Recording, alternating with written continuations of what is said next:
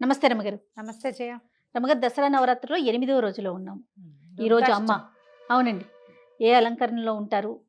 ఎలాంటి నైవేద్యాలు పెట్టాలి? పూర్తిగా మాట్లాడుకుందాం. పూర్తి వివరణ. శరన్నవరాత్రుల్లో 8వ రోజు దుర్గాష్టమి. ఈ అష్టమి మనకి సాధారణంగా అష్టమి తిథి పనికిరాదు. ఏ దశలోనూ మనం అష్టమి నాడు ఎక్కడికి వెళ్ళకూడదు, అష్టమి నాడు అష్ట కష్టాలు వస్తాయి, ఇలాంటివి చెప్పుకుంటాం. కానీ రెండు ప్రత్యేక అష్టములు చాలా విశేషంగా జరుపుకుంటాం. ఒకటి కృష్ణాష్టమి, రెండోది దుర్గాష్టమి. దుర్గా ఈమె ఏంటంటే దుర్గముడు అనే ఒక రాక్షసుణ్ణి సంహరించటానికి జన్మించిందని, అంటే ఆ పూటకి అవతరించింది అమలోంచి. సింహవాహిని అష్టభుజిగా కనబడుతుంది 8 చేతులతోటి. ఈ రోజున ఇంద్రకీలాద్రి కనకదుర్గ అమ్మవారి దేవస్థానంలో అమ్మవారిని దుర్గా స్వరూపంలో అలంకరిస్తారు. మామూలుగా మనకు అమ్మవారే కనకదుర్గ కదా. మొదటి రోజున స్వర్ణ కవచాలంకృత దుర్గ వేయటం పూర్వాచారంగా ఇది వరకు ఆచారంగా చేసేవారు. ఇప్పుడు కొంచెం దాంట్లో నుంచి కొంత మార్పు వచ్చింది. ఈ బయట మనం అమ్మవారి స్వరూపాలు ఎక్కడైతే అవతారాలు వేస్తున్నారో అక్కడ ఈ దుర్గా స్వరూపంలో లోపలున్న అమ్మవారికి కొంచెం దగ్గర పోలికల్లో ఉండేటట్టుగా సింహవాహిని లేదా వ్యాఘ్రవాహినిగా అమ్మవారిని అలంకరిస్తారు. ఈ అష్టభుజి 8 భుజాలతోటి ఆమెను చూస్తేనే భయం వేస్తుంది. ఇవి ఏమైనా ఘటనా సమర్థురాలుగా కనపడుతుంది. ఎక్కడా జరగంది ఇక్కడ జరిగిపోతుంది. ఈ దుర్గముడు అని రాక్షసుడి పేరు చెప్తారు కదా. అవునండి. ఈ రాక్షసుడు దుర్గముడు అంటే ఏ పక్కకి వెళ్ళనివ్వని వాడు. తెరిపి లేదు వాడితో ఉంటే. మనకి ఉద్యోగంలో ఏం చేయాలో తెలీదు, సంసారంలో ఏం చేయాలో తెలీదు, సమాజంలో ఏం చేయాలో తెలీదు, దారి కనపడదు, దిక్కుతోచని పరిస్థితులు మన జీవితంలో ఎదురుపడవు. మరి మీకు 2-3 సంవత్సరాల వయసు అప్పటి నుంచి మరణం వరకు మనం ప్రతిసారి ఎదుర్కొంటాం. అవును. ప్రతి ప్రతి దశలోనూ అగమ్యగోచరమైన స్థితి, ఎటెళ్లాలో తెలీదు. పట్టుకుంటే పాము కోపం, విడవమంటే కప్ప కోపం. అంతేనా? పట్టుకుంటే పాముకి, విడవమంటే కప్పకి. అంతే. తప్పొస్తుంది చూడు. ఎప్పుడు జీవితం అలాగే ఉంటుంది. ఈ పని చేయకపోతే వాళ్ళకి నచ్చదు, ఆ పని చేద్దామంటే వీళ్ళకి నచ్చదు. మధ్యలో ఒక విపత్కర పరిస్థితులు వస్తాయి. ఎగదీస్తే గోహత్య, దిగదీస్తే బ్రాహ్మణ హత్య. జీవితం ఎప్పుడు ఇలాగే ఉంటుంది. ఇలాంటి దుష్కరమైన స్థితిలో, దుర్గమమైన పరిస్థితులలో దుర్గని ఆరాధిస్తే ఈ పరిస్థితుల నుంచి మనని బయటపడేస్తుంది. అమ్మవారికి పులిహార నివేదన పెడతారు. కట్టు పొంగలి చాలా విశేషంగా చెప్తారు ఈ రోజున. మామూలుగా మనం రోజువారీ పెట్టేటువంటి వడపప్పు, పానకం, పళ్ళు, ఫలాలు, పాలు, ఇవి 9 రోజులు పెట్టుకుంటాం కదా. పానకం, వడపప్పు పెట్టుకుంటాము. మన పులగం కూడా 9 రోజులు పెట్టుకోవచ్చు. ఈ రోజున అమ్మవారికి ప్రత్యేక నివేదనగా మనం కట్టు పొంగల్ చేయొచ్చు, లేదా పులిహార చేయొచ్చు. మన ప్రాంతాచారాన్ని బట్టి పులిహార కూడా కొన్ని చోట్ల కనపడుతుంది. అమ్మవారికి ప్రధానంగా కట్టు పొంగల్ పెడతారు. కట్టు పొంగల్ అంటే పెసరపప్పుతో చేస్తాం కదా, మిరియం పొంగల్ అంటారు. అవును. పెసరపప్పు పొంగలి మీ అవకాశాన్ని బట్టి అది చేసుకోవచ్చు. అయితే ఈ అమ్మ ఎట్లాంటి స్థితిలో నుంచి మనని కాపాడుతుంది? ఏ స్థితిలో నుంచి అయినా కాపాడేస్తుంది. ఎన్ని రకాల స్తోత్రాలు ఉన్నాయో. దుర్గా సప్తశతిలో నుంచి తీసుకున్న దుర్గా సప్తశ్లోకి, తర్వాత ధనుంజయకృత దుర్గా స్తోత్రం, దుర్గా ద్వాత్రింశన్ నామావళి, 32 నామాలు. దుర్గార్తిశమని, దుర్గాపద్వినివారిణి, దుర్గమచ్చేతిని, దుర్గసాధిని, దుర్గనాశిని, అన్ని దుర్గలతోటే వస్తాయి. ఎంత అద్భుతంగా ఉంటుందో. అమ్మవారే స్వయంగా చెప్పిందట, ఈ ద్వాత్రింశన్ నామావళి చదవండి. చదివితే ఎలాంటి విపత్కర స్థితుల్లో ఇంచైనా నేను రక్షిస్తాను. ఈ రోజున ఇప్పటిదాకా మనం ఒక రకంగా చేసుకున్నామా, ఈ రోజున ఏం చేయొచ్చు? మనం ఈ నామావళిలోంచి ఏదో ఒకటి తీసుకోండి. లలితా సహస్రనామము, ఖడ్గమాల చదువుకోవచ్చు, త్రిశతి చదువుకోవచ్చు. దుర్గకి ప్రత్యేకంగా చెప్పబడినటువంటి ఇవి చదవచ్చు. అయితే దుర్గా సప్తశతిలో 700 శ్లోకాలు ఉంటాయి. సప్తశతి 700 శ్లోకాలు ఈ రోజున మనం పూర్తి చేయగలమా లేదా అనేది మీ అవకాశాన్ని బట్టి చూసుకోండి. ఓపికగా చేయదలుచుకుంటే కనుక ఏదైనా ఇంటి చుట్టుపక్కల దేవాలయాల్లో ఎక్కడైనా అమ్మవారి చండీ యాగాలు అవి జరుగుతుంటే అక్కడ దర్శనం చేసుకోండి. త్రిరాత్ర వ్రతం చేసే వాళ్ళకి ముందు రోజు, నిన్న సాయంత్రం నుంచే త్రిరాత్రం మొదలు పెడతాం మనం. అవునవును. సరస్వతి పూజ నాటి రాత్రి, సప్తమి, అష్టమి, నవమి 3 రాత్రులు చేస్తాం కదా. ఇది 2వ రాత్రి అవుతుందన్నమాట. ఈ 2వ రాత్రికి మనం దుర్గనే పూర్తిగా పూజ చేసుకోవచ్చు. ఏ అవకాశం ఉన్నా కూడా దుర్గాష్టమిని వదిలిపెట్టకండి. ఓ.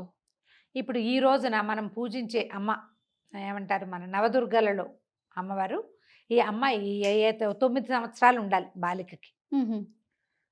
8వ రోజున పూజించే బాలిక, 9వ రోజున పూజించే బాలిక కూడా 9 ఏళ్ళే.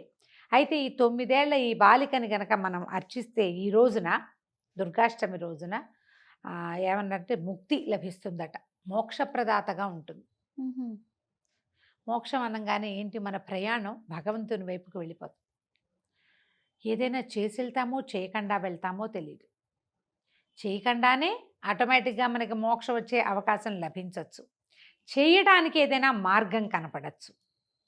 ఇప్పటిదాకా మనకున్న అలవాట్లు, ఇబ్బంది సబ్బందులు, కర్మానుభవాలు అవి తీరిపోవటం మొదలు పెడతాయి. కొన్ని వదిలేస్తాం. తర్వాత మనం ఎవరెవరికి రుణపడి ఉన్నామో వాళ్ళంతా తారసిల్లి రుణాలన్నీ తీరిపోతాయట. అందుకని ఈ రోజున 9 ఏళ్ల బాలికని తీసుకొచ్చుకుని చక్కగా ఆమెకి కన్యాపూజన, పాదాలకు పసుపు రాసి పారాయణ పెట్టడం, బొట్టు కాటిక అలంకారం చేయటం, పువ్వులు ముడవటం, చక్కటి భోజనం పెట్టి షడ్రసోపేతంగా, 9 ఏళ్ల పిల్లలంటే చక్కగా అన్ని తినగలిగే వయసు పిల్లలు కదా, తాంబూలం ఇచ్చి నమస్కారం చేసి అక్షింతలు వేయించుకోవటం. ఈ రోజునే మనం ఎక్కువ మంది చేయదలుచుకుంటే 9 మందిని నవదుర్గలని ఈ రోజున చేసుకోవచ్చు. మనం ఇవాళ కానీ రేపు కానీ మన విశేషం ఎలా కుదిరితే అట్లా చేయొచ్చు. అయితే ఈ దుర్గాదేవిని ఇలాంటి ఉగ్ర రూపంగా కనపడేటట్టుగా ఉన్నప్పటికీ కూడా శాంతరూపిణిగానే చూపిస్తారు జయ. ఓహో. ఆమె మరీ పరిగెత్తి మీద పడుతున్నట్టుగా ఉండదు. ఈరోజు స్థిమితంగా ఉంటుంది, సింహవాహినిగా ఉంటుంది. ఓకే. ఆమె అంతటా ఆమె ఆయుధాలు ఏవి మన ప్రయోగ భంగిమలో ఉండవు, స్థిమితంగా ఉంటుంది. నువ్వు కాదంటే వస్తుంది నీ జోలికి, లేకపోతే లేదు. మనమ్మ మనని భయపెడుతుందా? భయపెట్టదు. మనమ్మ కోపంగా ఉన్నా, విసుగ్గా ఉన్నా సరే ఏదో కొంచెం తగ్గుతాం, అమ్మో కంట్రోల్లో ఉండాలనిపిస్తుంది. అంతేగాని భయం వేసి పారిపోయేటట్టుగా ఉండదు కదా. ఆ రకమైన ఒక భయాన్ని ఆమె మనలో కలగజేస్తుంది. దుర్గా ఆరాధన వల్ల దురభ్యాసాలు, దుర్వ్యసనాలు పోతాయి. ఆల్రెడీ మన జీవితంలో ఏవో ఎదుర్కొంటూ ఉంటాం, కొన్నిటిని వదులుచుకోలేకపోతాం. ఎవరైతే వ్యసనపరత్వాన్ని పోగొట్టుకోవాలనుకుంటారో వాళ్ళు ఈ అష్టమి నాడు దుర్గకి మొక్కుకుని ఆమెకి ప్రమాణం చేస్తే అలవాట్ల నుంచి బయటపడడానికి ఒక అవకాశం లభిస్తుంది. ఈ రోజు స్పెషాలిటీ అది. మీరు చేయగలగాలి. అది నేను ఆవిడకి చెప్పాను. ఆమె చూసుకుంటుందంటే ఆమె చూసుకోదు, నిన్ను చూస్తుంది ఆమె. నేను నిరుడొకళ్ళకి చెప్పాను ఈ మాట. చెప్తే ఒక 2-3 నెలల తర్వాత ఏదో పార్టీ అవకాశం వచ్చింది, తాగేశారో ఏదో చేశారు. మొత్తానికి నాకు తర్వాత చెప్పారు. చెప్తే నేను అంటే అవకాశం రాను, ఇన్ని 2 నెలల నుంచి ఎవ్వరు పిలవలేదండి, అమ్మే నన్ను కంట్రోల్ చేస్తోందని నేను భావించాను. 2-3 నెలల తర్వాత పార్టీకి పిలుపు వచ్చిందిట. పార్టీకి పిలుపు వచ్చిందంటే నిన్ను ఈడ్చుకెళ్ళి పార్టీలో ఎవడు కూర్చోబెట్టలా, నీకు వద్దనే అవకాశం నీకు ఇచ్చింది, వస్తావా అని అడిగారు. రాను, ఆ అవకాశమే అమ్మ ఇచ్చిందని భావించేట ఆయన. బాగుంది. మనుషులం కదా, ఇంతేగా. మనం ప్రతిదానికి అమెండ్మెంట్ చేసుకుంటాం. ఇలా చేయకూడదు. నువ్వు మానేయాలి అని దృఢంగా కనుక నువ్వు భావిస్తే ఈ రోజున నమస్కారం చేసుకోండి, అమ్మకి ప్రమాణం చేయండి. నువ్వు నాకు తోడుండు, నాకు ధైర్యాన్ని ఇవ్వు. ఎవరైనా పిలిచారు, నేను రానని చెప్పే ధైర్యాన్ని ఇవ్వు. పిలుపు వస్తేనే అది నా పిలిపే అని, అమ్మవారి పిలిపేనని భావించి వెళ్ళొద్దు. ప్రతి వాళ్ళు ఈ అవకాశాన్ని తీసుకోవచ్చు. ఎంత చిన్న హ్యాబిట్ అయినా మార్చుకోవచ్చు జయ మనం. అంతే కదా రమ్మగారు. పెద్ద దుర్వ్యసనాలు ఉండాలి కదా. దుర్వ్యసనాలకు అని అనుకోకండి.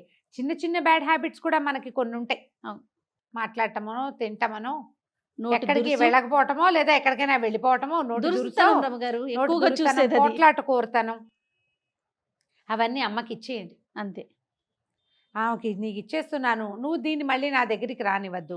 ఒకవేళ వచ్చింది అనుకో, అప్పుడు మనం ఇంజలు దుర్గా దుర్గా దుర్గా దుర్గా అనుకోవాలి. ఈ దుర్గాదాస్ కథే కదా మనం చెప్పుకున్నాం. అవును, గాజుల అమ్మవారి కథ.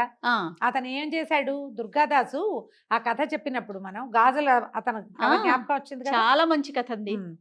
అతనికి సాధారణంగా అతని పేరు ఏదో, ఏ స్వరూపాన్నైనా దుర్గగానే భావించి, ఏ అమ్మాయినైనా దుర్గగానే భావించి దుర్గా దుర్గా దుర్గా అనటం వల్లే దుర్గ అతనికి కనపడింది.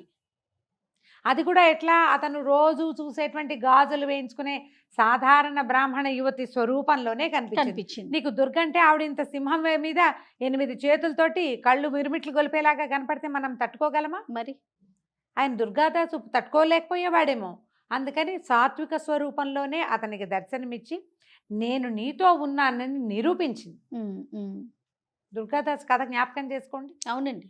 నిరూపణ తను అలవాటుగా వేసే గాజులు ఒక పావలా ఎక్కువకి ఆశపడకుండా న్యాయమైన వ్యాపారం చేస్తూ దుర్గని నిరంతరం తలుచుకుంటూ ఉన్నందుకు ఆమె అతనికి ప్రత్యక్షమైంది.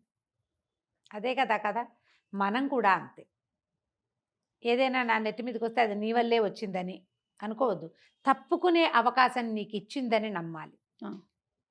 నీ చేతిలోనే ఉంది. నేను చేయననొచ్చు, నేను రాననొచ్చు, నేను వెళ్ళకూడదు అనుకోవచ్చు. అవన్నీ నీ చేతిలో ఉన్న పనులే కదా. మన చేతిలో ఉన్న పని చేసి హ్యాబిట్స్ మార్చుకోండి. ఈ రోజున మనం ఒక నిర్ణయం తీసుకోవచ్చు. దానికి ఇది అవకాశం. దానికి ఇది మంచి అవకాశం. దుర్గా అమ్మవారు మనతో పాటు ఉంటుంది. ఆమె మనతో ప్రయాణం చేస్తుంది. మనం ఏ దశలో ఉన్నా దుర్గని తలుచుకోవచ్చు.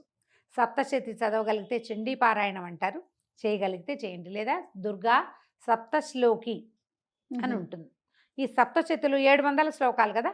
ప్రతి 100లో నుంచి ఒక్కొక్క శ్లోకం చొప్పున తీసుకుని ఆ 700 శ్లోకాల ప్రతీకగానే సప్తశ్లోకి చేశారు. ఇది మనకి స్తోత్రనిధి యాప్లో దొరుకుతుంది. ఓకే, అది దొరుకుతుంది. దుర్గా ద్వాత్రింశ నామావళి దొరుకుతుంది. తర్వాత అర్జున కృత ధనుంజయ కృత దుర్గాస్తుతి ఏంటది ఆర్యమందర వాసిని అని వస్తుంది. ఆ స్తోత్రం కూడా చాలా బాగుంటుంది. అది చదువుకోవచ్చు.